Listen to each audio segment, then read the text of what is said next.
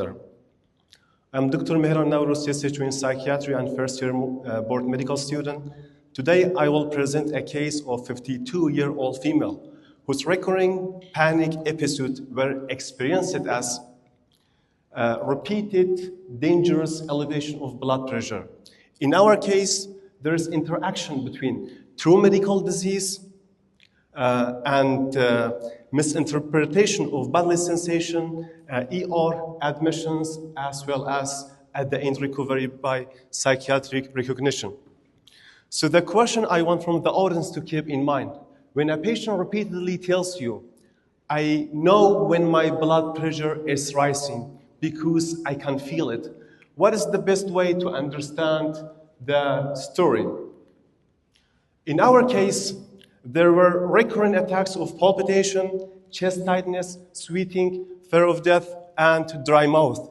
But at the same time, she had hypertension and diabetes mellitus, so it would be unsafe to dismiss the case as pure psychiatry. But at the same time, in the absence of psychiatric recognition, the case developed a repeated pattern of repeated ER visits, multiple investigation, polypharmacy, and at the end, harm due to this polypharmacy. So the challenge is when to diagnose both. So the challenge is when to recognize when both medical and psychiatric condition coexist, and to how build a treatment plan, a combined treatment plan, instead of treating each symptom in an isolation. In our case, the first panic-like episode occurred 3 years ago. After a distressed family-related situation, she developed palpitation. At a nearby emergency department, they told her, oh, your blood pressure is very high. So it was the beginning of her diagnosis as hypertension. So this experience became for her very powerful and frightening. Over the following 3 years, even after taking proper treatment for hypertension and diabetes mellitus, she repeatedly felt the same symptoms and repeatedly sought emergency care. It became for her like a cycle. So whenever there is sensation, in her case was palpitation, in her mind, she gave this sensation another meaning. Sensation means my blood pressure is rising dangerously. And it produced fear, this interpretation. Fear itself, I am going to die. So the physiology of the fear will intensify the symptoms, making the symptoms more elevated. So in the ER visits, when taking her vitals, there were confirmation of the elevation of the symptoms. So she was like, I was right. My symptoms were elevated. If I didn't come to the hospital, I would die. So it led to many safety behaviors, many ER visits, blood pressure measurement, and reassurance. Whenever there's bodily sensations, it led to ER visits and safety behavior. In a short term, yes, visiting ER will reduce the fear, but maintaining safety behavior will maintain a very long cycle and will enhance the idea. My bodily sensation were dangerous and need emergency treatment. In our case, the psychiatric diagnosis was made after appropriate medical consideration, not instead of it. Many investigations have been done for the case, not by us, by physicians.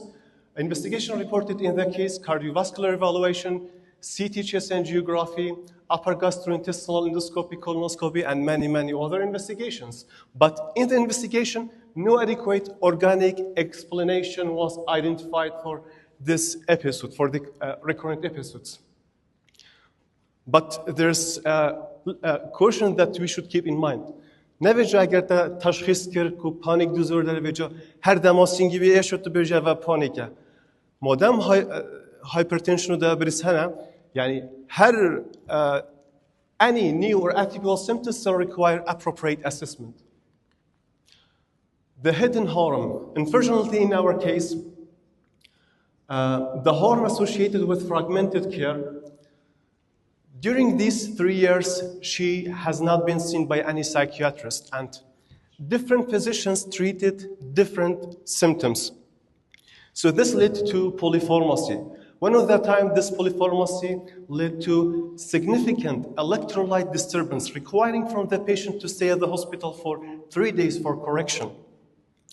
So sometimes recognizing a unifying diagnosis itself is an intervention that will reduce iatrogenic risk. Why panic disorder has been chosen as the best unifying diagnosis? Because there were panic symptoms, catastrophic misinterpretation, and persistent concern plus maladaptive behavior. But always, medical emergency should be excluded. In our case, we should exclude cardiovascular disease, arrhythmia, hypertensive emergency, thyroid disease, pheochromocytoma, electrolyte disturbance, and medication or substance effect. In DSM-5, how to diagnose panic disorder? Panic disorder is diagnosed when there is recurrent, unexpected panic attacks, followed by persistent concern about same attacks or consequences of these attacks may lead to maladaptive behavioral changes.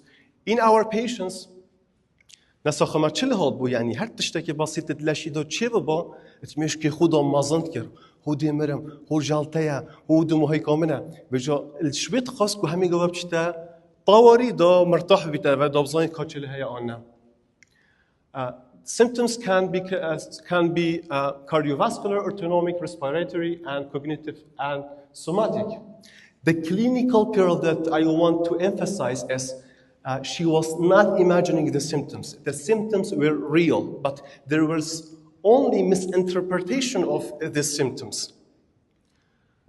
Knowing this in ER will improves empathy and treatment. از رو خوب که نسخه که بجرده هیت تطوری و مروفت بخرد جلده و بجرده هیت بيجي چنينه چنه در کفت يعني جلك ونخوشه تا چنينه چل تنينه دفيتامين شوب لينكو أمزانين إيشانو سنجيتا هاي أمزانين دليتا سريع للدر بس نجفي نسخية to show empathy.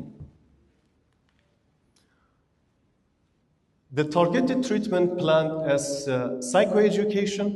We should explain for the patient what's panic episode, what's panic disorder, why this palpitation doesn't mean there's dangerous.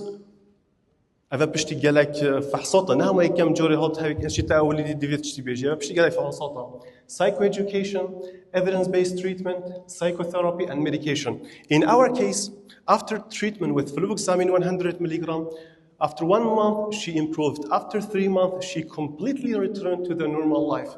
And even after 3 years, she returned to her daily function.